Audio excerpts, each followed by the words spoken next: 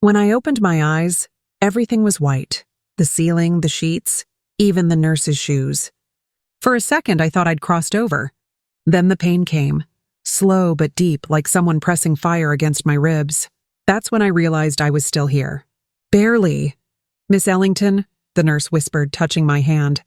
You're a miracle. They said nobody could have survived that fire. Fire. The word rolled around in my head like gravel. I tried to remember. The road, my father's voice, the smell of gasoline. Then I saw it. The black sedan cutting across the lane. The flash. His hand reaching for me right before the world went bright. I tried to sit up. My daddy, James Ellington, where is he? The nurse froze, eyes soft but heavy. I'm so sorry, baby. Your father didn't make it. The room tilted.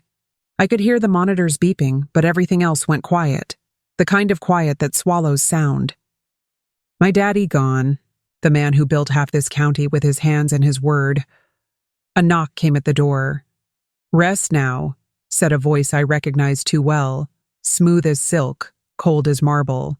My stepmother, Lenore. Black veil, red lipstick, not a tear in sight. She set her purse down and leaned close enough for me to smell her perfume, gardenia, and smoke. You're lucky to be alive, Sloane, she whispered. But luck doesn't last forever. Her smile didn't reach her eyes. That's when I knew.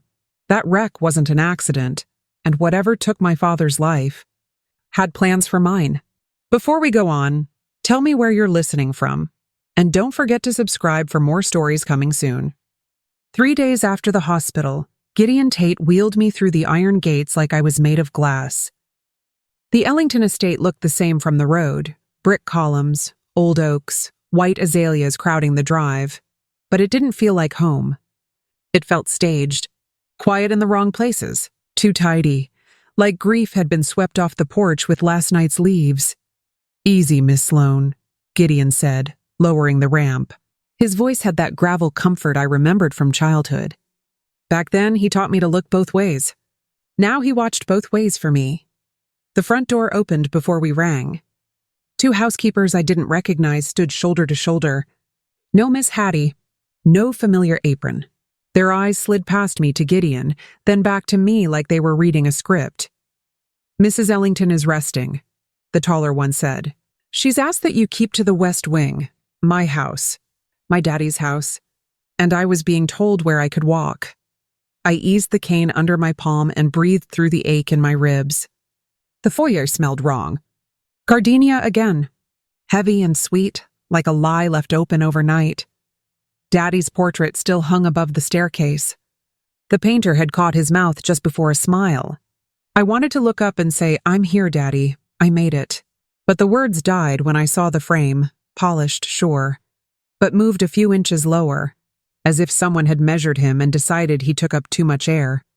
Mr. Bishop stepped from the study, glasses in his hand. Sloane, he kept his voice low.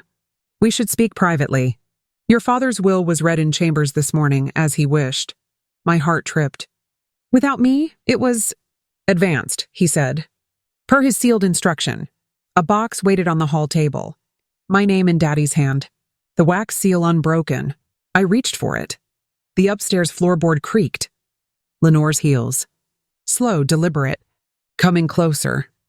Lenore's heels stopped halfway down the stairs. She wore black silk like she'd been waiting for a camera. Not a strand of hair out of place. Not a shadow of grief. Her eyes, though, flat and bright, looked like polished glass over something rotten. Sloane, child, she said softly. You should still be resting. I'm fine. My fingers brushed the seal on the box. Daddy's handwriting, steady and bold, looked alive under the light. Lenore's smile tightened.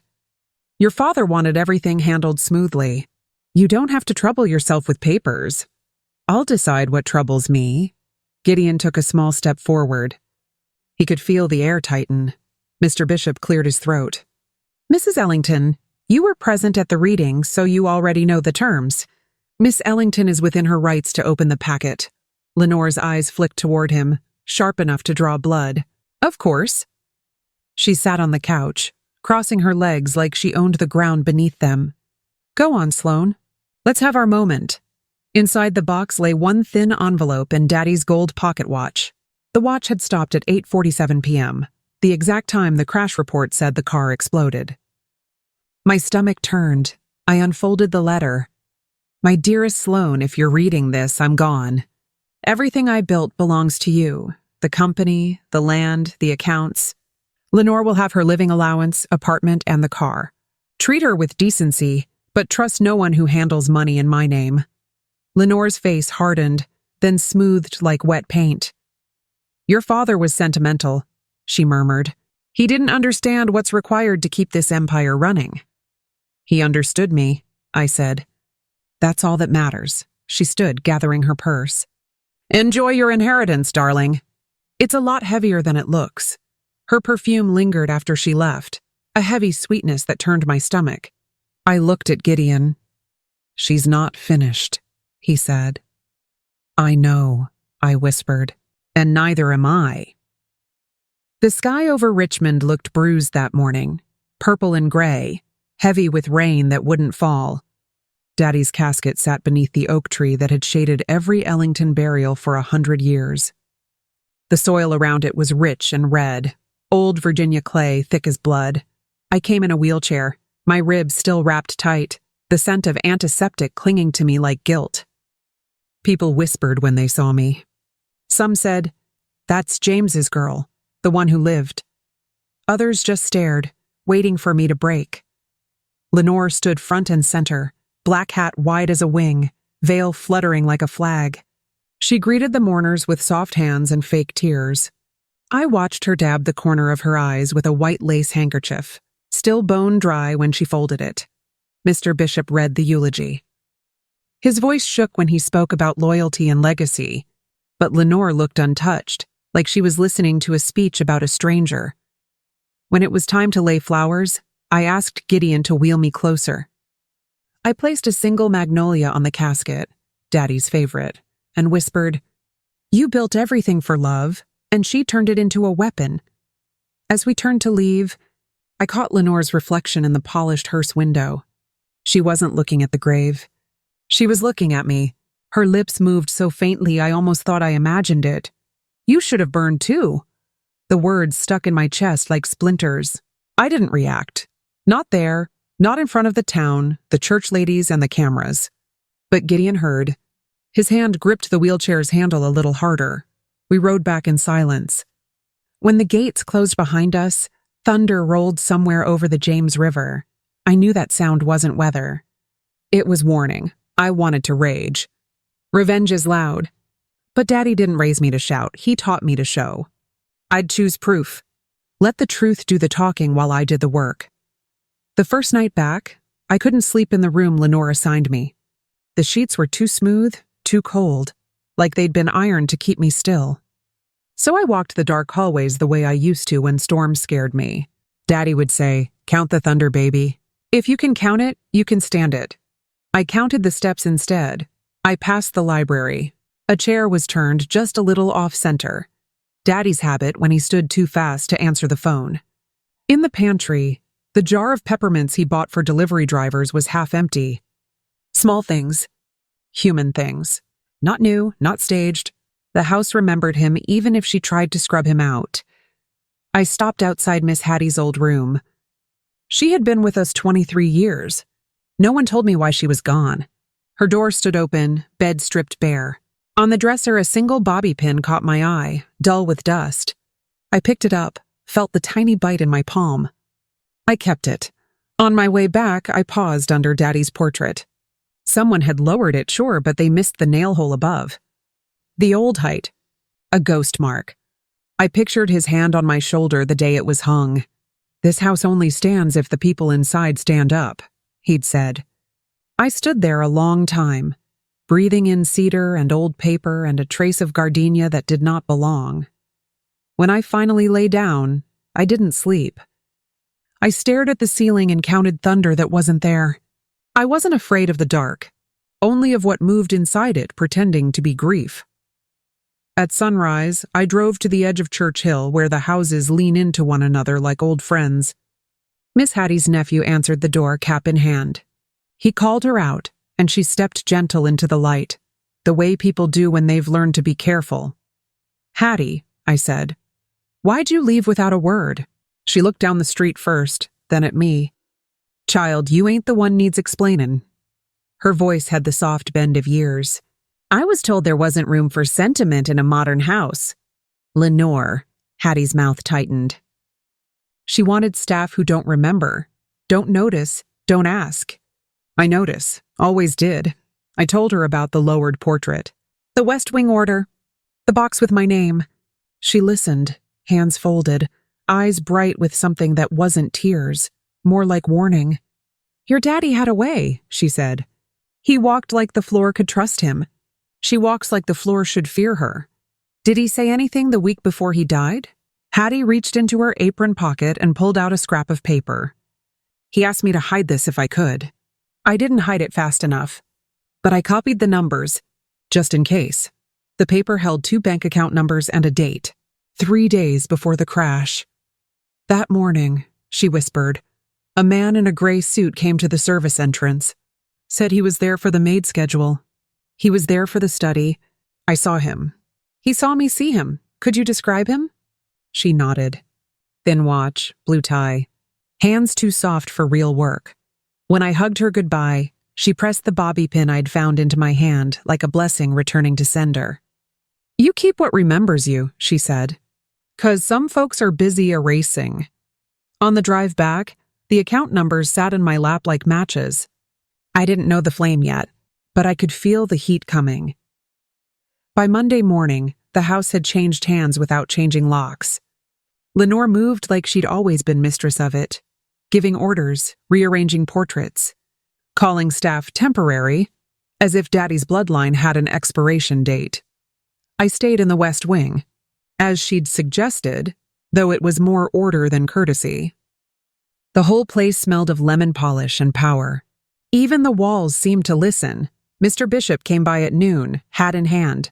"Sloan, I thought you should know. Lenore's filed a claim on your father's accident insurance." I frowned. "The same insurance that's already in my name?" "Technically, yes," he said carefully, "but she's requesting a secondary payout. Claims she was his business partner." "She wasn't," I said flatly. "She was his wife. Her attorney says otherwise. A partnership agreement surfaced late Saturday, dated 3 weeks before the crash." My breath caught. Daddy never signed contracts without me. He taught me to read every clause, every comma. I asked Bishop for a copy. He hesitated. "It's sealed for verification." Gideon, who'd been standing guard by the door, shifted his weight. "Sealed means somebody's hiding something," he muttered. Bishop lowered his voice. "There's more. The mechanic who inspected your father's car disappeared yesterday morning. Left his tools, his truck, everything. The garage smelled like rubber and rain. The bay doors were shut, lights off. A closed sign flipped the wrong way. Gideon found a side door that stuck on the lower hinge and should have squealed, but didn't. Someone had greased it recently. Someone careful. In the office, a woman sat in the dark, hands around a thermos. She didn't startle when we came in. She just looked tired in a way that sleep doesn't cure. "You're James's girl," she said. "Not a question. Where's your husband, Mrs. Kell?" I asked. "Gone," she said. "I sent him. Out west, Montana, my brother's place. He saw something he wasn't supposed to, and then he started seeing men who shouldn't be in the neighborhood." "What did he see?" She set down the thermos. "Your father's car came in twice that week. Second time, a woman followed in a black sedan. She waited, leaned on the doorframe, watching. Rich kind of watching. Not nervous. Like she owned what came next. Lenore, if that's the name." She slid a manila envelope across the desk. He took copies. He thought he'd be brave. Then he thought he'd be dead. I opened the envelope. Photos. The undercarriage of Daddy's car with a new scorch mark around the fuel line. A small metal box wired where a hand wouldn't find it unless it knew where to feel. The timestamp matched the date Mr. Bishop had mentioned. She left a smell. Mrs. Kell said softly, almost apologizing to the air. "Gardenia. Too sweet. Stuck to the rag my husband used to wipe the dash." I felt something settle instead of shake. Not victory, just a point on a map. We'll protect him, I said. We'll protect you, she looked at Gideon. He nodded once, steady as the road. We move quiet, he said. Quiet's louder than shouting. On the way out, I took one last look at the photos. Evidence doesn't grieve. It doesn't forgive. It only tells you where to stand. My stomach tightened.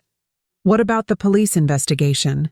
Closed as accidental, Bishop said. Lenore signed the release. She signed it? I felt the heat rise behind my eyes. I'm his daughter. She had no right. Gideon stepped forward, jaw set. Then it's time we start our own investigation. I looked at the pocket watch Daddy left me, still stuck at 8:47 p.m., and something inside me clicked. My father's last minute on Earth was frozen in gold, daring me to move again. That night, I couldn't sleep. Every creak of that big house sounded like footsteps I couldn't place. Daddy used to say the Ellington estate had its own heartbeat. I swear I could feel it thumping under the floorboards now, slow and uneasy. Sometime after midnight, I called the hospital. I told them I needed to speak with the nurse who was on duty the night I woke up. Her name's Fiona, the operator said. She's not on shift, but I can leave a message. Don't, I said. Just tell me if she's all right.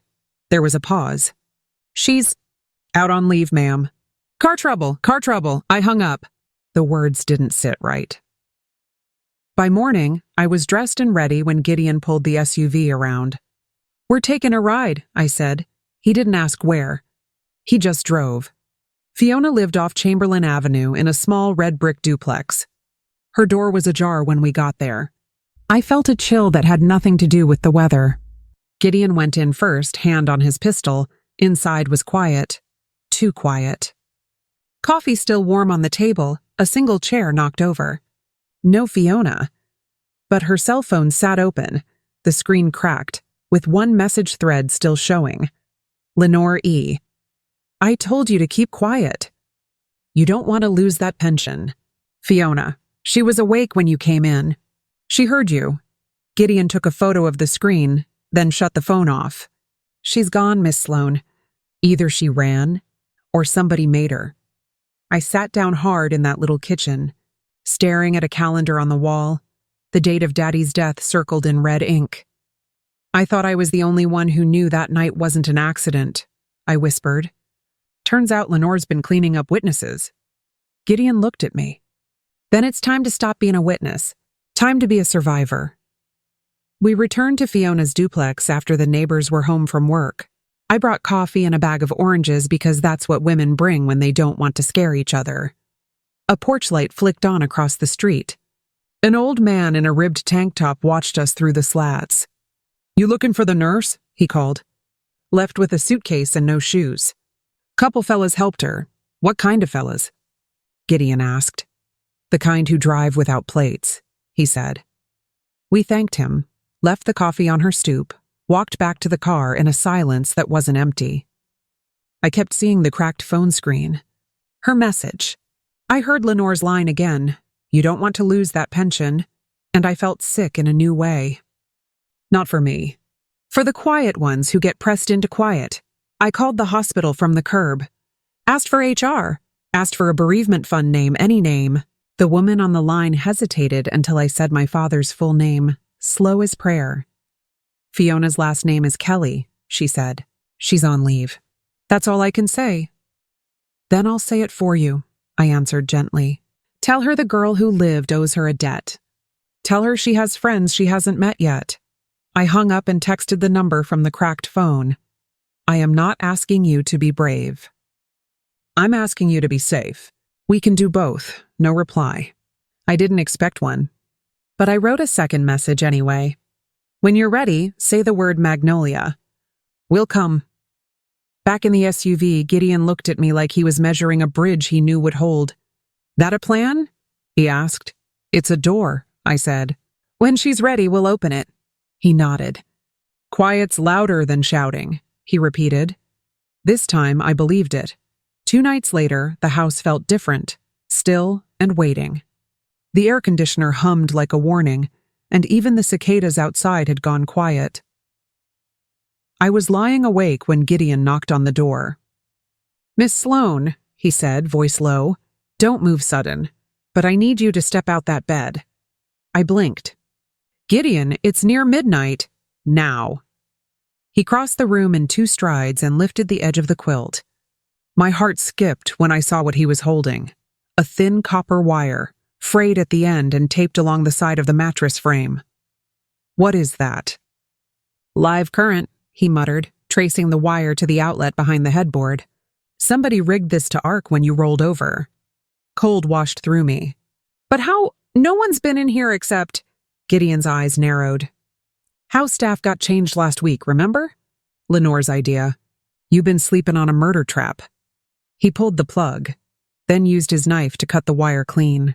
The smell of burnt metal hit the air. I sat on the edge of the bed, shaking. "She's not just after the money, Gideon. She wants me gone." He nodded. "I'll get my men here by morning. You ain't staying alone another night." The next day, he brought in 2 new guards, men who'd worked security for Daddy for years, solid as oak. They swept the grounds, checked every lock, replaced every camera Lenore had deactivated for privacy.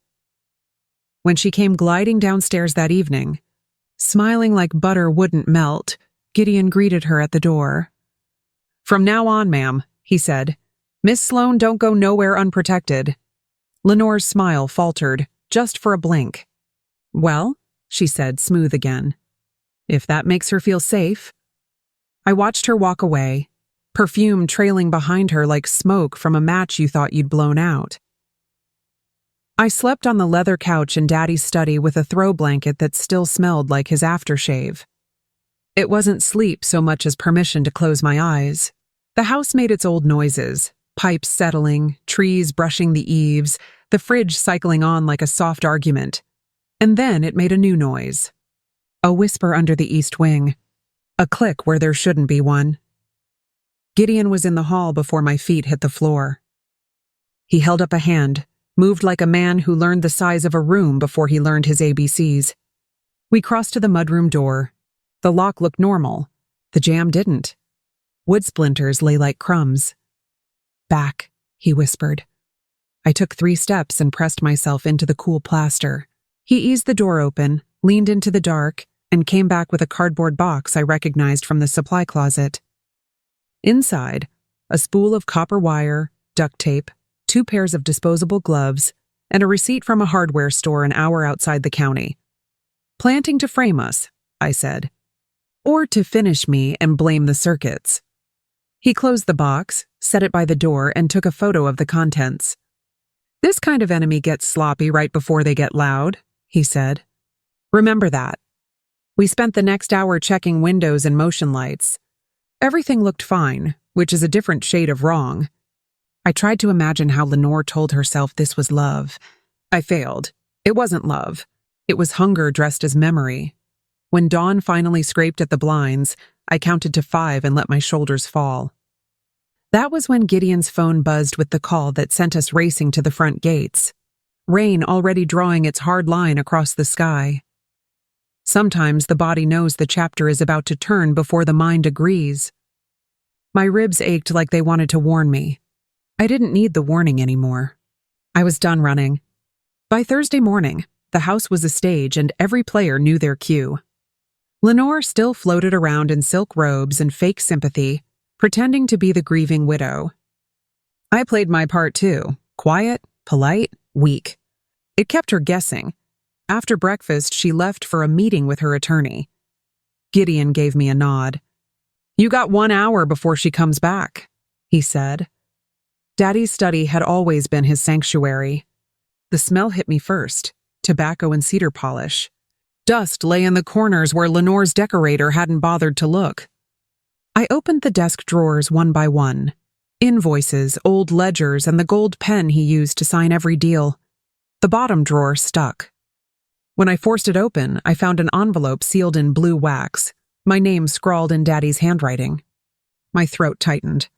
I slid the letter out, hands trembling. "Sloane, if this reaches you," then the world turned darker than I feared. "Lenore's been pushing me to transfer company holdings. I refused. Last week I caught her meeting with my accountant and my lawyer without me. If anything happens to me, find Mr. Denton at First Colonial Bank. He knows what she tried to move. Trust Gideon.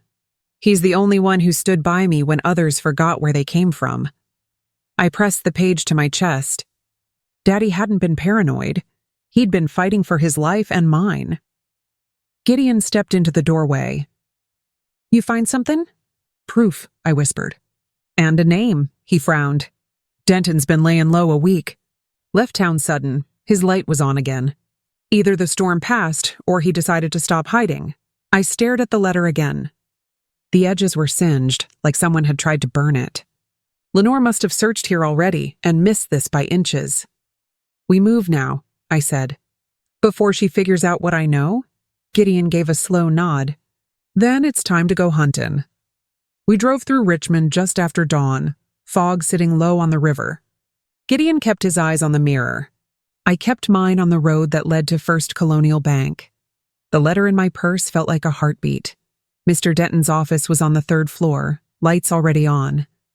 He was a small man with tired eyes, the kind that had seen too many signatures go bad. When he saw me, he swallowed hard. Miss Ellington, he said.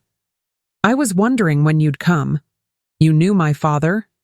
Knew him and respected him, Denton said, gesturing to a chair. He was worried near the end. Said someone was trying to drain the company accounts? Someone? I asked. He opened a folder.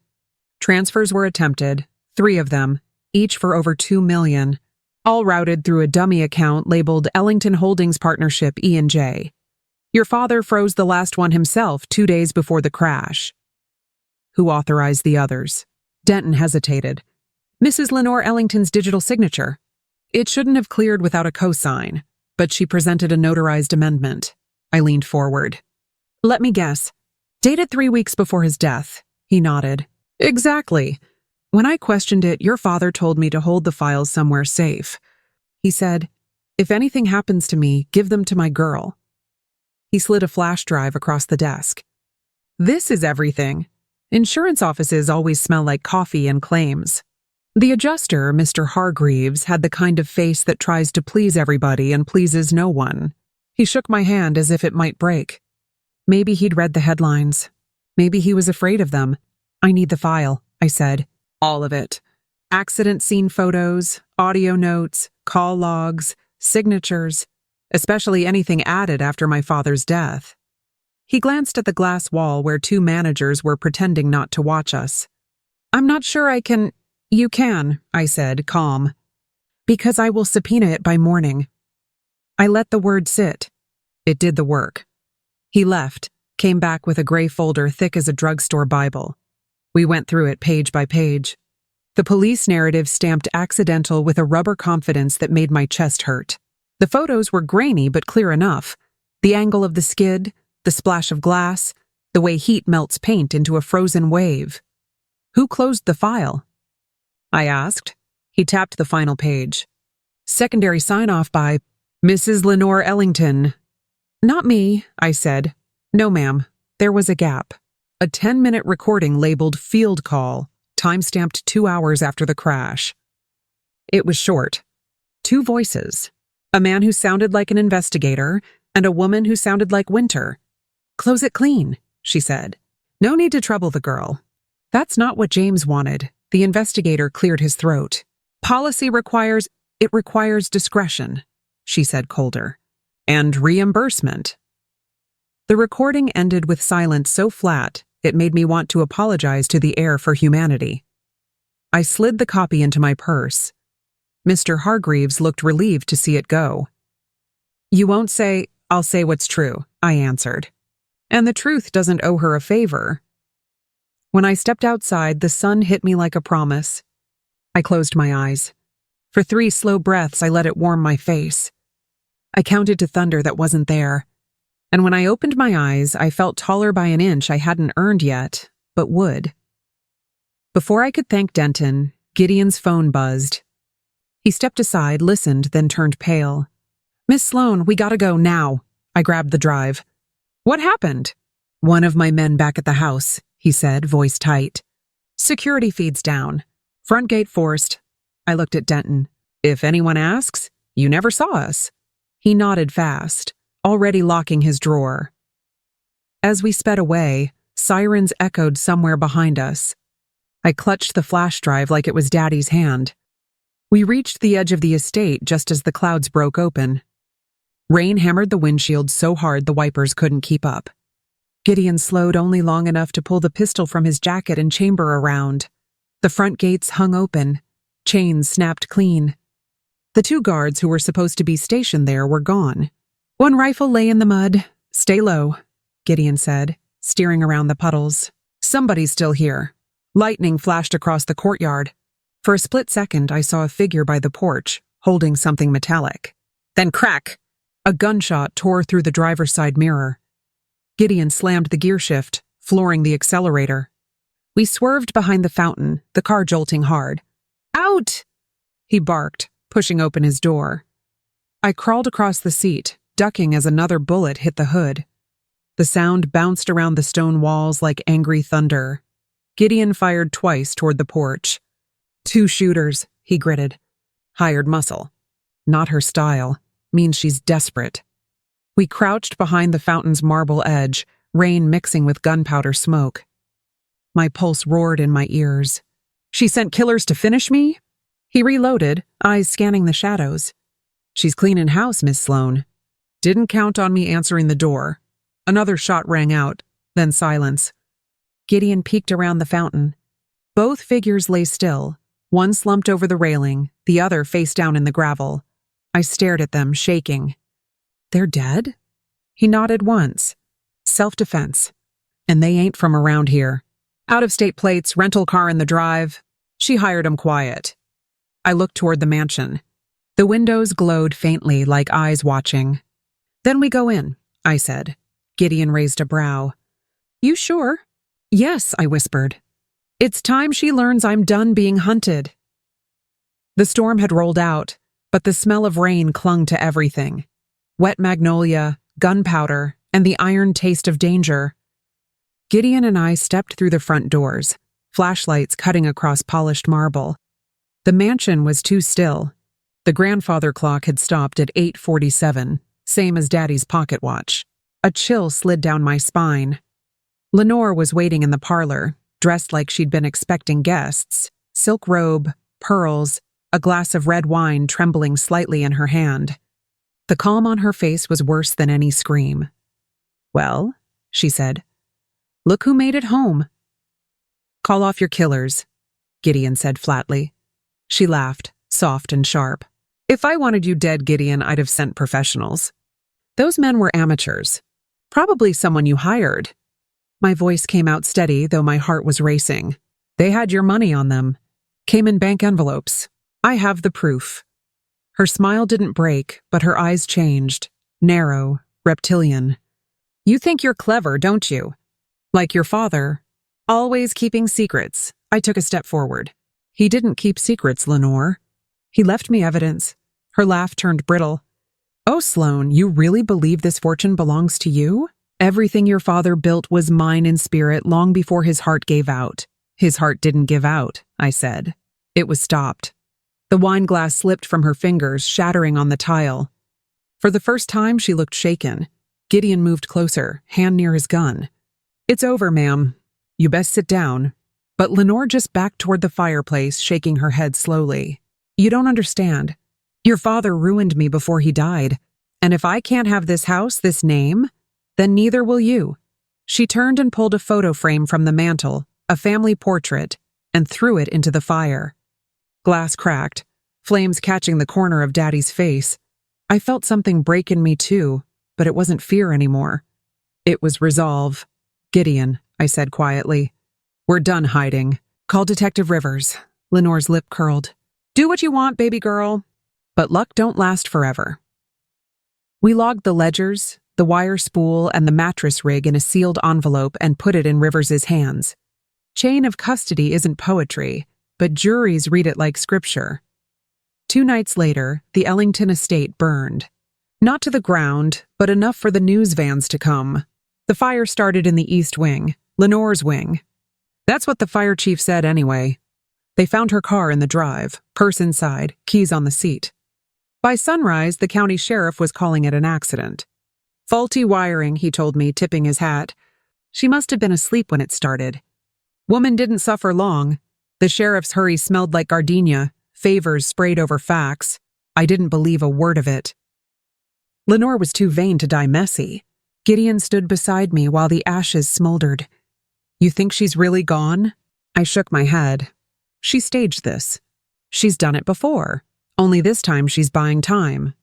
We buried an empty casket 2 days later. Black cars lined the drive again, the same whispering faces from Daddy's funeral. The preacher spoke of tragic coincidence, of grace and redemption. I stood there in black again, but my heart didn't feel heavy. It felt alert. After the service, Mr. Bishop handed me a small envelope. Courier dropped this at my office this morning, he said. No return address. Inside was a single note on ivory stationery, written in looping script. Did you think you could inherit peace so easily, sweetheart? You got lucky, but not for long. I folded the note slowly and slipped it back into the envelope. Gideon looked at me. Same handwriting? Exact, I said. Lenore's alive, and she wants me to know it. That night, I sat in Daddy's study with the letter in one hand and the flash drive in the other. The fire had barely touched this room, like even the flames respected him. I'm coming for you, Lenore, I whispered to the empty house. But I'm not bringing luck this time. I'm bringing proof. Morning light filtered through the broken blinds in Daddy's study. It was soft, gold, almost gentle, the kind of light that used to make him hum old Sam Cooke songs. But now it only made me think of smoke, ashes, and that letter written by a ghost. I hadn't slept. Gideon found me at the desk, still holding the flash drive. Coffee gone cold beside me. You ain't closed your eyes all night, he said. Could you? I asked quietly, if your father's killer was still breathing somewhere under your name? He didn't answer, just leaned against the doorframe, watching me. The drive contained everything Mr. Denton risked his job for: bank transfers, offshore ledgers, even scans of Lenore's forged partnership papers. But what caught my attention was a folder labeled Camera 08. When I opened it, my stomach turned. It was security footage, date-stamped 2 nights before the car crash. I watched my father step into the garage talking on his phone. Then headlights flared, and a shadow moved in the corner of the frame. A woman in a trench coat. Lenore's height. Lenore's walk. She reached into her purse, pulled something out, and set it on the dashboard of Daddy's car. Pause that, Gideon said, squinting. That ain't perfume she's setting down. I zoomed in. A small black box. Detonator wires. That's the same car that blew up, I whispered. He nodded slowly. She planted it herself. I sat back, feeling my pulse steady instead of race. Good, I said. Good? Gideon frowned. Because now, I said, sliding the flash drive into a new envelope, we have murder on video. He smiled for the first time in days. So what's the plan, Miss Sloan? Simple, I said. We don't run anymore. We make her come to us. I glanced at Daddy's portrait, the corners still scorched from Lenore's fire. You taught me to fight fair, I whispered. Now I'll fight smart. 3 weeks passed before anyone in Richmond said Lenore's name out loud again. The papers printed her obituary twice, once as beloved widow, once as mysterious recluse. I let them. Every headline was another thread in the net I was weaving. Gideon thought I'd lost my mind when I started giving interviews. You sure about this, Miss Sloan? Talking to the press is like inviting snakes to supper. That's exactly what I want, I said. She's watching. She always watches. The reporter from the Richmond Ledger was young, green, but eager. I sat with him on the veranda Daddy built with his own hands, the camera catching every soft syllable of my voice. My father left me the company, I said, and I intend to honor his legacy by reopening Ellington River Freight. We've weathered tragedy, but I'm stronger for it. I made sure the camera caught the sign behind me, rebuilding the empire in gold letters. When the interview aired that night, Gideon muted the TV halfway through. If she's alive, she saw that. That's the point, I said. Mr. Bishop called as the credits rolled. Clock's running, he said. First Colonial's fraud sweeps resume in 72 hours. And the union pension window locks at the same time. 72 hours. Money bleeding out one vein while another clamped shut. Good, I said. Deadlines make cowards clumsy. We didn't have to wait long. 2 days later, the main line at Ellington River Freight rang at midnight. I was the one who answered.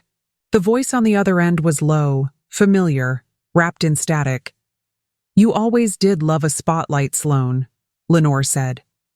My hand tightened on the receiver. I suppose it beats hiding in basements. A soft laugh. You sound just like him. Same pride, same weakness. But pride doesn't keep you alive. I warned you, remember? Luck runs out. Then the line clicked dead. Gideon stepped out from the shadows of the hall, shotgun resting against his shoulder. That her? Yeah, I exhaled, forcing my hands to stop shaking. Now we know where to look. Where? I glanced at the caller ID, the area code out of Norfolk. She's near the docks. Daddy's docks, the same docks where Ellington shipping first began. I stood up, steady on my feet for the first time since the crash. Let's go home. The air down at the docks always carried a taste of salt and diesel, same as when Daddy used to take me there as a child.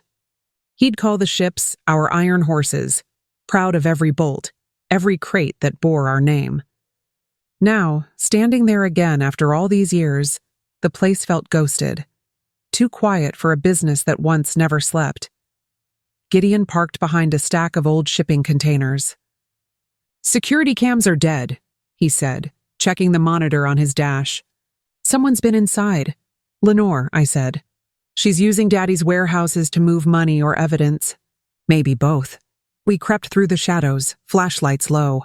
The main office door was ajar, the brass Ellington River Freight sign hanging crooked.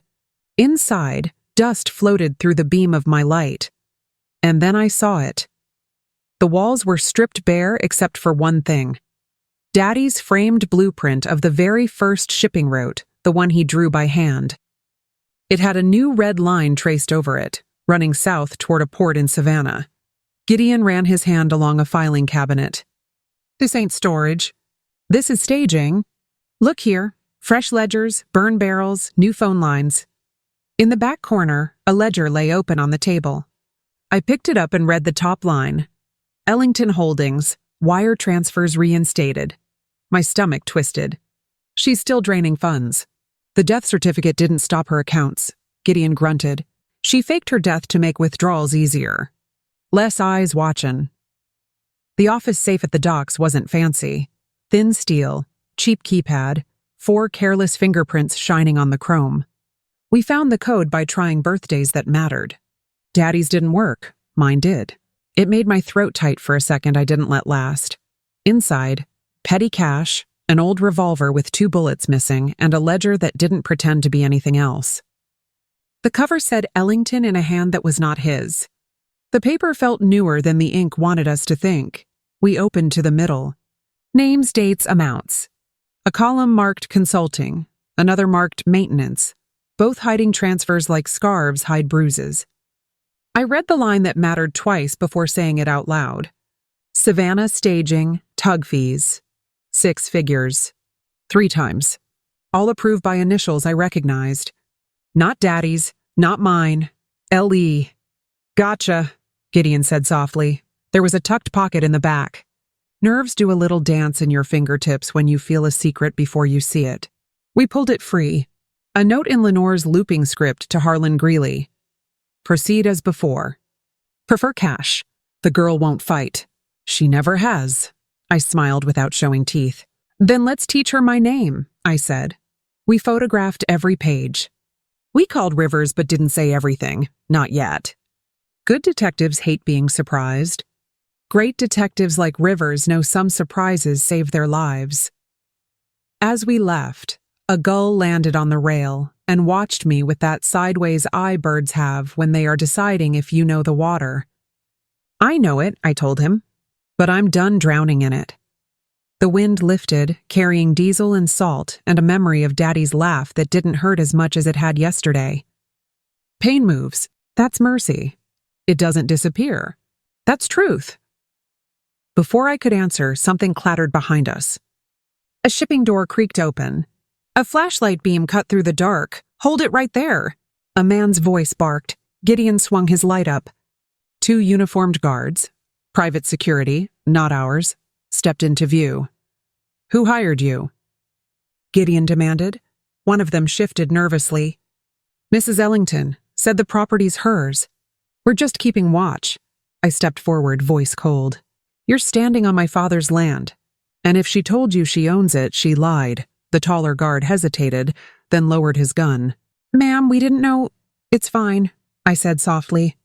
But if you see her again, tell her Sloane sends her regards.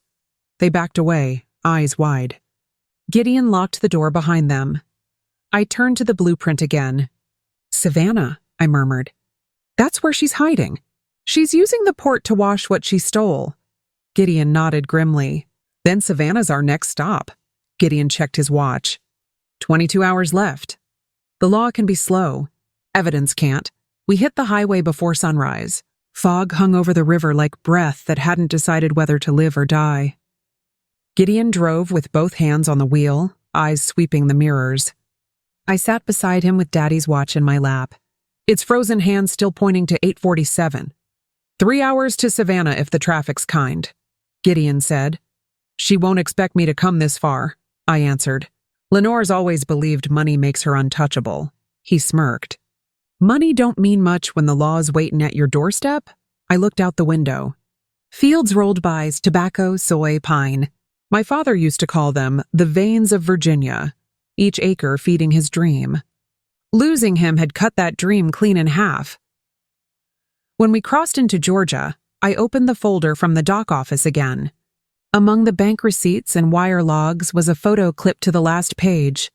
Lenore standing with a tall man in a gray suit. The caption read, Harlan Greeley, Port Director. Gideon whistled. That man's dirty. Got caught smuggling fuel contracts 3 years back. Walked free somehow. She's buying favors. She's always bought people, I said. But now she's buying time. We reached the harbor just after 9. Cargo cranes loomed over the water like iron skeletons. The Ellington name was still painted on half the containers, faded but proud. Gideon pointed toward a white yacht moored at the end of the pier. That's hers. New name, same serpent, I smiled without humor. Let's go pay our respects. We walked down the dock, boots thudding against wet planks. A young deckhand stopped us. Y'all Ellington's people? Her husband's daughter, I said. Where is she? He swallowed. Below deck. She been expecting you. That's when I knew Lenore hadn't run. She was waiting, not to hide, but to finish what she started. The yacht rocked gently against the tide, but every step I took felt like thunder. Gideon stayed close behind, his hand never far from his pistol.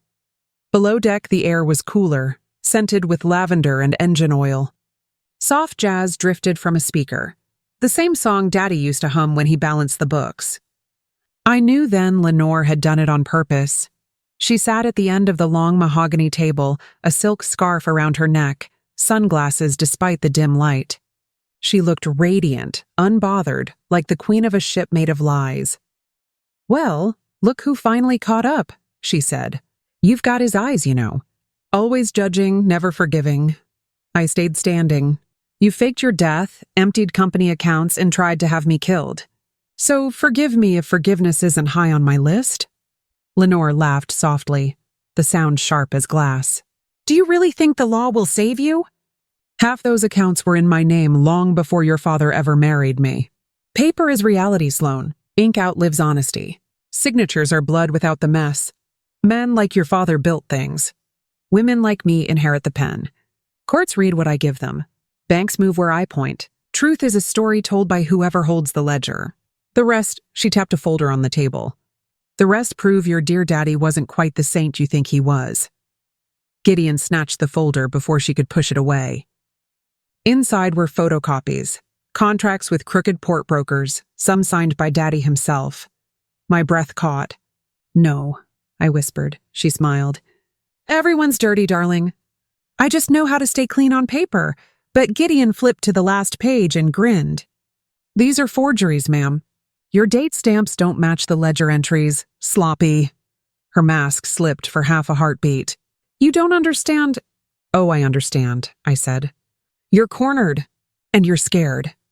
Lenore rose, calm but trembling underneath. You're out of your depth, Sloane. This world was built by people like me, not little girls with Daddy's name. Maybe, I said, stepping closer. But Daddy left me something you never had. And what's that? People who loved him. People who'll testify. Her face went pale, then hard. You really think I'd go quietly? Gideon's phone buzzed. He glanced down and smiled faintly. Detective Rivers just confirmed the warrant. Your yacht's about to get real crowded. Lenore's head snapped toward the window. Red and blue lights danced on the water. For the first time, fear flickered in her eyes. Blue and red washed the cabin walls. 20 hours left on the sweeps. I could finally spend them breathing. Game's over, I said. She hissed the words more than spoke them. It's never over, Sloane. Then her hand darted under the table. Gideon moved faster. A single shot rang out, echoing through the cabin. When the smoke cleared, the pistol lay on the floor. Lenore slumped into her chair, clutching her arm, blood staining her sleeve. You shot me, she whispered. Gideon holstered his weapon. Could have done worse, ma'am. I leaned down, close enough to smell the mix of blood and perfume. That's what luck looks like, Lenore. You still have it. For now. The Savannah courthouse smelled like wood polish and sweat, the kind of place where justice had to fight for air. News crews were everywhere. Microphones, flashbulbs, headlines that screamed widow shot on her own yacht. They painted me the villain before I even took the stand. Lenore had always known how to weaponize a story. The morning after I testified, 3 headlines fought to own the story. Heiress hunts stepmother, widow fights for her life, and, from the ledger boy brave enough to listen, evidence points to fraud. They used a photo where my mouth was halfway to a word that looked like anger. Maybe it was. I wasn't ashamed of it. But anger becomes what they need it to be if you don't hand it a seat and teach it where to look. We held a small press meet on the dock under the old Ellington sign. No makeup, no pearls. I wore Daddy's denim jacket. Gideon stood behind me like a porch post. I read a statement I wrote in the study at 3 a.m., with my ribs reminding me not to rush. I don't want revenge, I said. I want the truth. Revenge is loud. Truth is steady. My father built steady things. Ships that didn't tip, books that balanced, promises that kept. That's what we're doing here. A reporter in a red scarf called out, "Did you bring the gun to the yacht?" Yes, I said. And I brought the warrant before it. That's the part I hope you print in big letters. The warrant covered the vessel and the dock office, I said. We didn't break in, we walked in with paper. Another asked, "Are you afraid?" Sometimes, I answered. But evidence is louder than fear. I showed 3 documents. Lenore's partnership forgery with the date mismatch, the adjuster's recording transcript, a single still frame from camera 08, the silhouette of a woman placing something on a dashboard. I didn't say her name. I didn't have to. Names show up like they've been invited when you set a table with facts. When the questions turned hungry, I ended it clean. Thank you. We'll see you in court. Bishop texted one line, 48 hours. The clock wasn't a metaphor. It was a drain. On the way back to the car, Gideon leaned close. You just taught a crowd how to listen. I'm practicing for a jury, I said. He smiled without showing teeth. Juries like steady. So did my father. Gideon sat beside me at the counsel table, calm as ever. She's spinning it, he said under his breath. Says you came gunning for her money. She's good at lying, I murmured. She's been practicing her whole life. And the lab matched residue from the mattress wire to the spooled copper in her box, he murmured. Same hardware store, same batch. Across the aisle, Lenore entered in a wheelchair, arm bandaged, face powdered pale. The crowd gasped. She looked like a martyr, not the monster she was. Her lawyer whispered something to her and she smiled at me. The same small, satisfied smile she'd worn the day Daddy's will was read. The judge entered. The bailiff called the case. And just like that, my life was on trial. The prosecution played the recording from the docs, Lenore's voice calm and calculating as she ordered security removals. But then her lawyer countered with a video of me yelling on the yacht. The press took screenshots of that frame. Me, furious, wild-eyed, ungrateful heiress turned avenger. When it was my turn to testify, I walked to the stand, my knees steady, but my pulse racing. I swore on the Bible, though what I really swore on was my father's name. Ms. Ellington, the prosecutor began, is it true you inherited over $200 million after your father's death? Yes. And is it also true that you refused your stepmother's requests for financial assistance? I refused to fund her greed. A few people chuckled softly, but the judge silenced them. The lawyer's smile tightened. And did you, on the morning of July 22nd, enter her private vessel armed and accompanied by a bodyguard? Yes, I said, voice even, because she had already sent 2 men to kill me. Both died on my property trying. A murmur rippled through the courtroom. Lenore's lawyer objected. Unsubstantiated claims. Gideon stood. We have footage, he said calmly. Security cams, timestamps, and 2 police reports suppressed by Lenore's shell company. They were paid hitmen. The judge motioned for the evidence.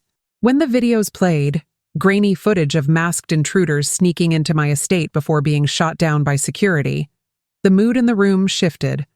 The press cameras went silent. Lenore's hand clenched her armrest, knuckles bone white. I looked straight at her. You told me once I got lucky, Lenore. But luck didn't build this family when my father did. And you destroyed it. The judge's gavel cracked like thunder. Order in the court!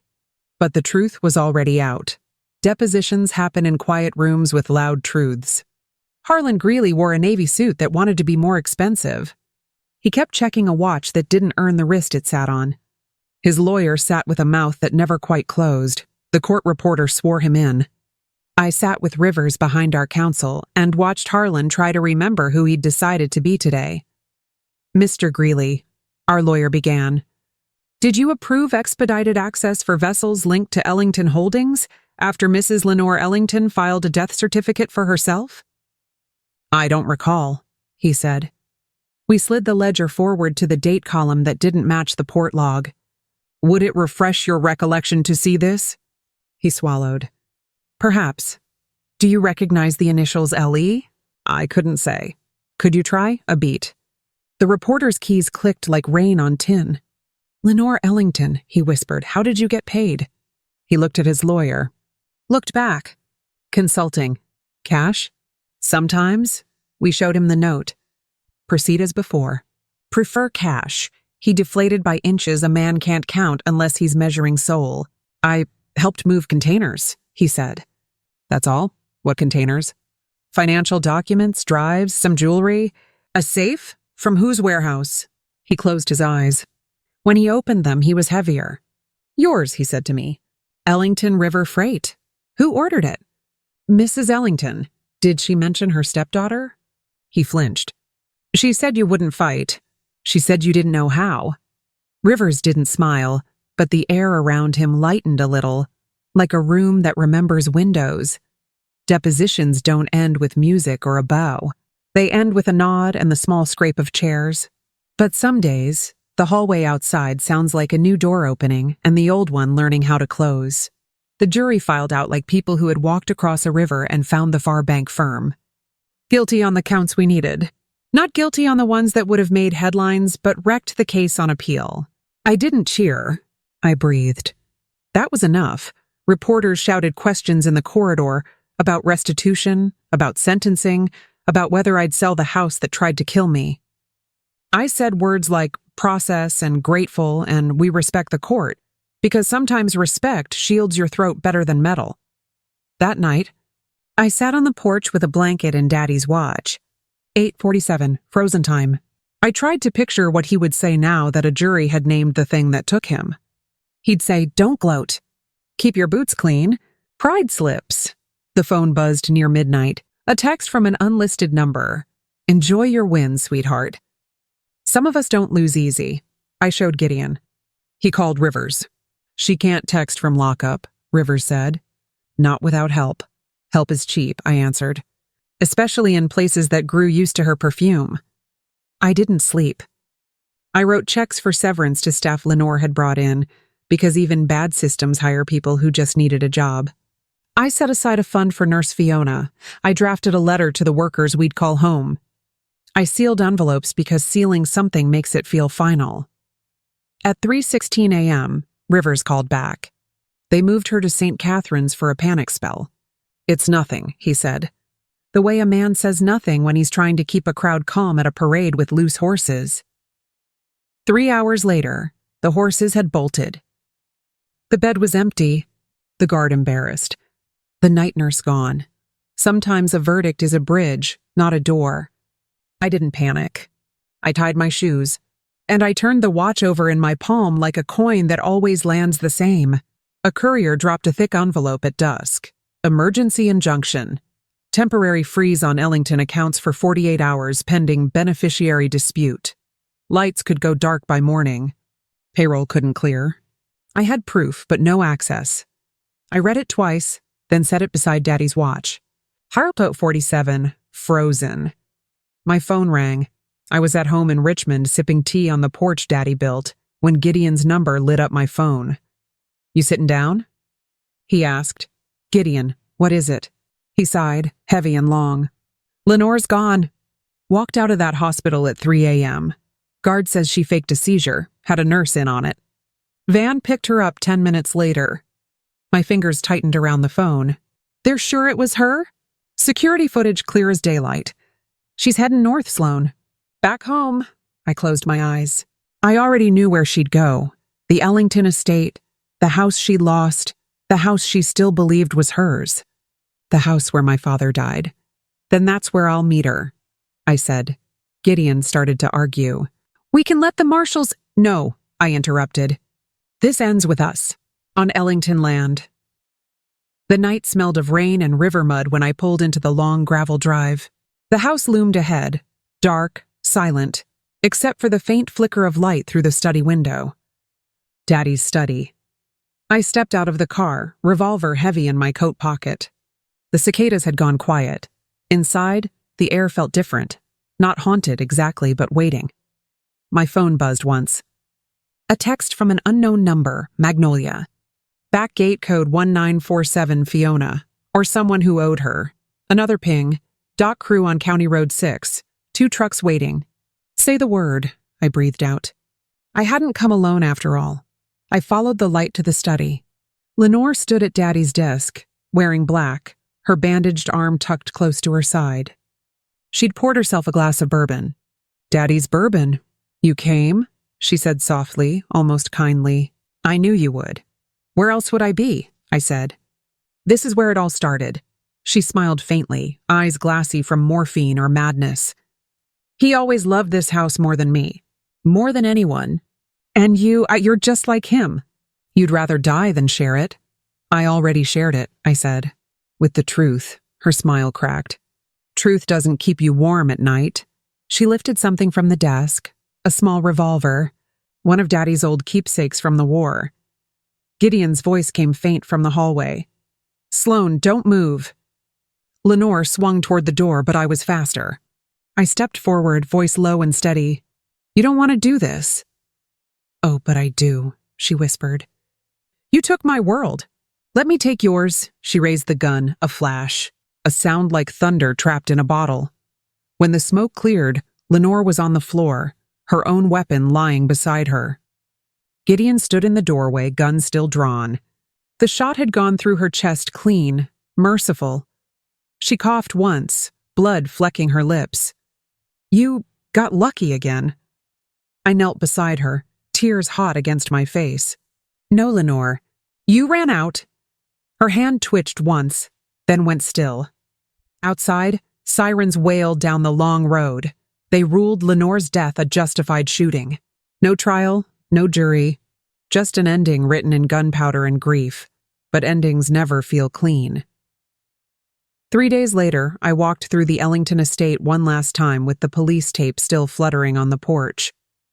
The house was silent again, just the way Daddy liked it, except for the faint scent of bourbon and gun smoke that clung to the study carpet. Gideon joined me by the window where Lenore had fallen. For a woman who had everything, she sure died with nothing. She died chasing ghosts, I said quietly. This house, this name, they were never hers to keep. He nodded, then handed me a sealed envelope. This came this morning, from your father's lawyer. Said it was to be delivered only when all loose ends were tied. I took it with shaking hands. Daddy's handwriting, firm, proud, familiar, sprawled across the front. For Sloane, when the house is quiet again. Inside was a single page. Folded once. My Sloane, if you're reading this, it means I failed to protect you from the kind of evil money breeds. I always knew Lenore wanted what couldn't be bought. Legacy, love, respect. But she mistook inheritance for worth. You, my girl, are my worth. Keep what's ours. But remember, land, ships, and gold mean nothing without conscience. If you ever find yourself choosing between vengeance and peace, pick peace, even if it takes a lifetime to reach it. Your old man, James Ellington. I folded the letter and pressed it to my chest. For the first time since the crash, I let myself cry. Not from fear, not from rage, but from relief. Guess the old man still got the last word, Gideon said softly. He always does, I whispered. We posted the call to return on a Thursday. Reopen with us. Full back pay. Health plan restored. Seniority honored. I signed my name the way Daddy signed his when he wanted men to know a promise had hands. By Monday, the lot was full of trucks out of oil and hope. Men I hadn't seen since I was 19 shook my hand like they were testing if I was real. Women who kept the books hugged me long enough to steady both of us. A welder named Miggs lifted his little boy to see the river and told him, "This is where your bread starts." We walked the length of the dock. I told them what we'd fix first: rotten pilings, the crane that shuttered, the payroll that didn't keep up when a ship came early. I told them what we'd never fix because it wasn't broken, the rule about quitting early to make a ball game, the jar for hot days when the ice truck was late. The way we put flowers on the water for anyone who didn't come home. At lunch, I gathered them by the rail. I can't promise you perfect, I said. I can promise you fair. My father built a company. I want to build a place. If we do it honest, the company will follow. Gideon stood to my left, hands in his pockets, eyes on the horizon like he was measuring wind. He didn't say much. He never did when there were more important people speaking. Which was everyone who had hammered and hauled for Ellington through years someone tried to steal. After the crowd thinned, an older man with sun lines in his cheeks pulled me aside. We stayed away because she made us feel small, he said. You make us feel seen. I'm just standing where my father asked me to, I said. Then don't move, he answered. We'll build around you. A month after the last news truck left, I drove to the small cemetery where the Magnolias keep their own calendar. It was a Sunday.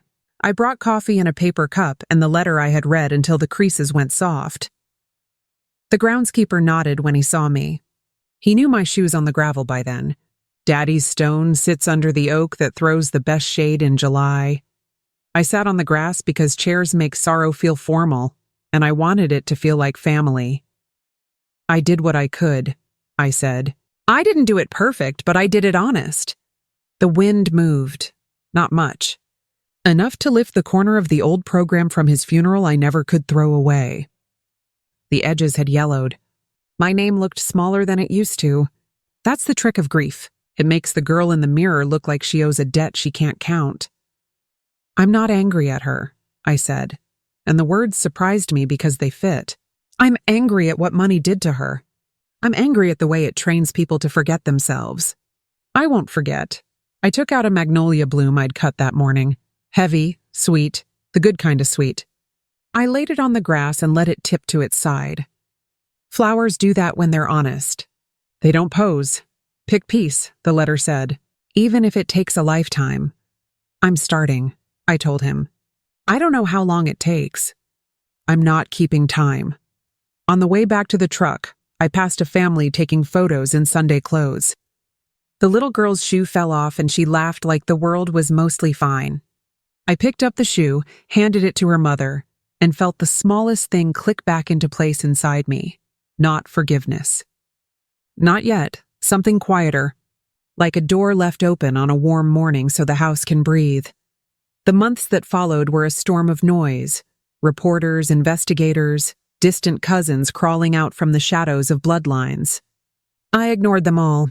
I sold off Lenore's city apartment, shut down her fraudulent shell accounts, and restructured Ellington River Freight under my name. The company wasn't just a business anymore. It was my father's story, and I meant to rewrite its final chapter. We hired back every worker Lenore had cut loose, reopened the shipping lanes she'd abandoned for profit, repaired the old docks with new timber. When the first ship left under the restored Ellington banner, I stood on the pier as the sun rose over the James River, the same light Daddy used to call God's handshake. Gideon leaned on the railing beside me. "Feels like a new day." "It is," I said. "And this time it's ours," he smiled. "You know, your daddy would have been proud." I looked toward the horizon, the waves catching fire in the dawn. He already is. A year later, on my father's birthday, I sat on the porch, his porch, sipping coffee from his old mug. The wind moved through the magnolias just the way it used to when he'd tell me stories about the river. Gideon had retired, built himself a cabin by the water, but he still called every Sunday. He said the same thing every time. "You kept the promise, Miss Sloane." The estate was quiet now. No more ghosts. Just the hum of cicadas and the steady pulse of peace. I unfolded Daddy's letter again and read the last line out loud. "Pick peace, even if it takes a lifetime to reach it." I smiled. "Well, Daddy," I said softly, "I found it." I laid the pocket watch beneath the porch bell and let it stay unwound. Some minutes don't need fixing to be finished, and for the first time in years, the river didn't sound like memory. It sounded like home.